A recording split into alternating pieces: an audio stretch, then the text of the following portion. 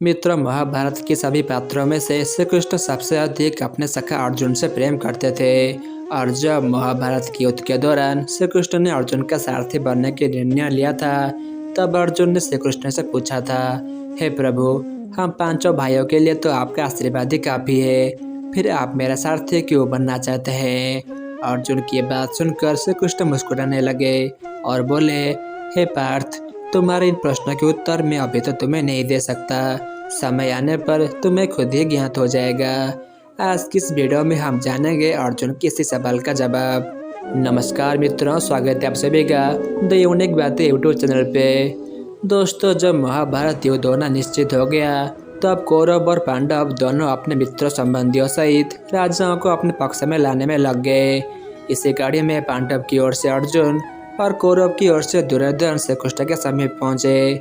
तब श्री कृष्ण ने दोनों से कहा कि आप दोनों मेरे संबंधी हो, इसलिए मैं दोनों को कुछ न कुछ अवश्य दूंगा।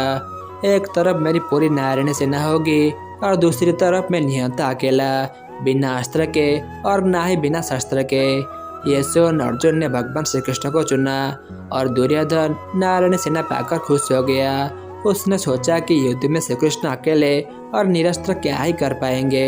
ये सोच के दुर्योधन नारायणी सेना के साथ निकल पड़ा और श्री कृष्ण अर्जुन के साथ हो गए। इसके बाद कौरव और पांडव युद्ध के तैयारी में लग गए। श्री कृष्ण ने अर्जुन के सारथी के रूप में साथ देने का निर्णय किया। जब युद्ध शुरू होने का दिन आया, तो श्री कृष्ण के सारथी के भांति अर्जुन के शिविर से निकलने से पहले रथ को पूरी तरह तैयार कर खड़े थे। सुरक्षा के लिए रथ के ध्वज पर श्री कृष्ण ने हनुमान जी को विराजमान किया। अर्जुन जब अपने शिविर से शस्त्रों के साथ युद्ध करने के लिए निकले, तो श्री कृष्ण ने पहले अर्जुन को रथ पर चढ़ाया, फिर खुद चढ़े और अर्जुन के आदेश पाते ही रथ को लेकर युद्ध भूमि को निकल पड़े। कुरुक्षेत्र में पहुंचकर जब अर्जुन ने देखा कि उसके सामने भीष्म पितामह, गुरु द्रोणाचार्य, गुरु कृपाचार्य जैसे अपने खड़े हैं, तो उनके हाथ कांपने लगे। उसने अपने गांडीव नीचे रख दिया। फिर श्री कृष्ण से बोले, हे प्रभु, मैं इनसे युद्ध नहीं कर सकता। मैं अपने ही सगे संबंधियों से युद्ध कैसे कर सकता हूँ? तब भगवान श्री कृष्ण ने अर्जुन को अपने दिव्य विराट रूप के दर्शन करवाए और 52 गीता का उपदेश दिया।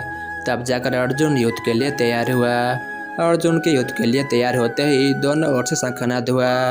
महाभारत युद्ध के 11वें दिन जब कर्ण कुरुक्षेत्र में युद्ध करने के लिए आए, तो दोनों में भीषण युद्ध होने लगा। एक और अर्जुन का बाण जब कर्ण के रथ पर लगता, तो वे रथ समेत सैकड़ों हाथ पीछे चला जाता। वह कर्ण के बाण के प्रहार से अर्जुन का रथ 5 हाथी पीछे चला जाता। हर बार ये देख श्री कृष्ण कर्ण की प्रशंसा करने लगे। कृष्ण के मुख से बार बार कर्ण की प्रशंसा सुनकर अर्जुन को क्रोध आ गया और उसने कृष्ण से पूछा कि हे प्रभु, आप मेरी प्रशंसा करने के बजाय कर्ण की प्रशंसा क्यों कर रहे हैं? तब श्री कृष्ण ने अर्जुन से कहा, हे पार्थ, तुम्हारे रथ पर महावीर हनुमान और स्वयं मैं विराजमान हूँ, फिर भी कर्ण के बाणों के प्रहार से रथ पीछे चला जाता है, इसीलिए कर्ण प्रशंसा की योग्य है। इसी तरह युद्ध चलता रहा। युद्ध के 18वें दिन भगवान कृष्ण सदा की तरह अर्जुन से पहले नीचे नहीं उतरे और अर्जुन से पहले उतरने को कहा। यह सुनकर पहले तो अर्जुन आश्चर्य हुआ कि प्रतिदिन युद्ध के बाद श्री कृष्ण खुद पहले रथ से उतरते, फिर अर्जुन को उतारते थे।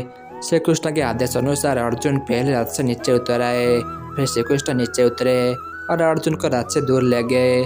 दोनों के थोड़ी दूर जाते ही रथ में आग लग गई और वे जलकर भस्म हो गया। यह देख अर्जुन को आश्चर्य हुआ कि अनेक महारथियों का अंत करने वाला यह रथ आज पल भर में कैसे नष्ट हो गया। उसने श्री कृष्ण से इसका कारण पूछा। श्री कृष्ण ने कहा, हे अर्जुन, यह रथ तो बहुत पहले ही नष्ट हो चुका था। इस रथ की आयु तभी समाप्त हो गई थी जब भीष्म पितामह, गुरु द्रोणाचार्य और अंगराज कर्ण जैसे महारथियों ने अपने अपने दिव्यास्त्र से इस पर प्रहार किया था। उसके पश्चात यह रथ तो मेरे संकल्प पर से ही चल रहा था। अगर मैं तुम्हारा सारथी न होता तो यह रथ कब का गर्ग हो गया होता। उस समय अर्जुन को इस बात का ज्ञान हुआ कि युद्ध के शुरू होने से पहले क्यों वासुदेव श्री कृष्ण आगे बढ़कर उनके सारथी बने थे। उम्मीद है दोस्तों, आपको ये प्रसंग पसंद आया होगा। अगर इस प्रसंग के बारे में कुछ और जानकारी देना चाहते हैं तो नीचे कमेंट्स में हमें ज़रूर बताएं। वीडियो अच्छा लगे तो वीडियो को लाइक करें, अपने तमाम मित्रों के साथ इसे शेयर करें। ऐसे ही वीडियोज और देखने के लिए हमारे चैनल द यूनिक बातें को सब्सक्राइब करें। आज के लिए बस इतना ही, फिर मिलेंगे एक नई वीडियो के साथ। तब तक के लिए जय श्री कृष्ण।